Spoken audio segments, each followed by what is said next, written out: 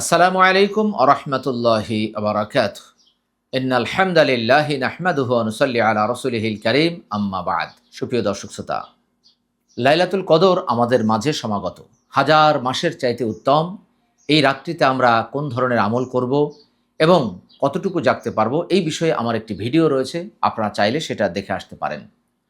এই রাতের বিশেষ একটি আমল সম্পর্কে আজ আমি আপনাদের সাথে শেয়ার করতে চাই। সেটা হচ্ছে রাসূলুল্লাহ সাল্লাল্লাহু আলাইহি ওয়াসাল্লামের সহধর্মিণী আম্মাজান উম্মুল মুমিনিন আয়েশা রাদিয়াল্লাহু আনহা, তিনি একদিন রাসূলুল্লাহ সাল্লাল্লাহু আলাইহি ওয়াসাল্লামের কাছে আরজি পেশ করলেন, ইয়া রাসূলাল্লাহ, আমি যদি লাইলাতুল কদর পেয়ে যাই তাহলে সেখানে কোন আমলটি স্পেশালভাবে আমি করতে পারি।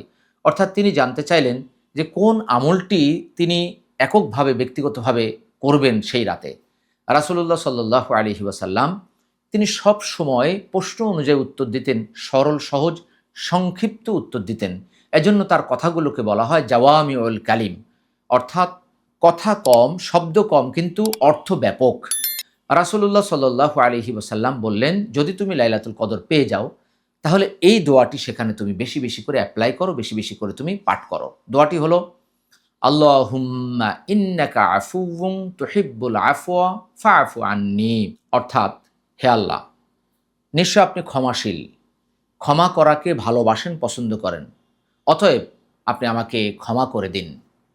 তিরমিজি হাদিস নাম্বার 3517, হাদিসটি সহিহ।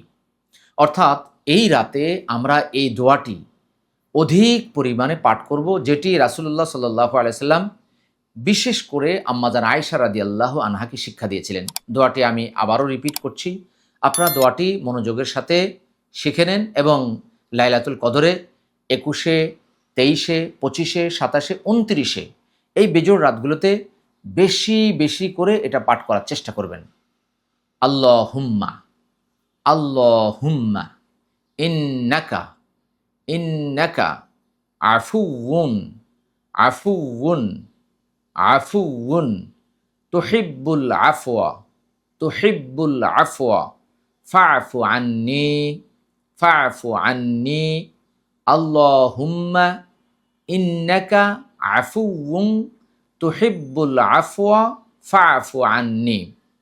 আল্লাহ তাআলা হাজার মাসের চাইতে উত্তম এই রজনীতে আপনাকে আমাকে জাগার তৌফিক দান করুক এবং অন্যান্য আমলের পাশাপাশি, অর্থাৎ কোরআন তেলাওয়াত, সালাত, তাসবিহ, তাহলিল, জিকির, আজকার, এই সমস্ত ইবাদতের পাশাপাশি এই দোয়াটিও বেশি বেশি করে পাঠ করার তৌফিক দান করুক। আমিন আমিন। ওয়া আখিরু দাওয়ানা আনিল হামদুলিল্লাহি রাব্বিল আলামিন।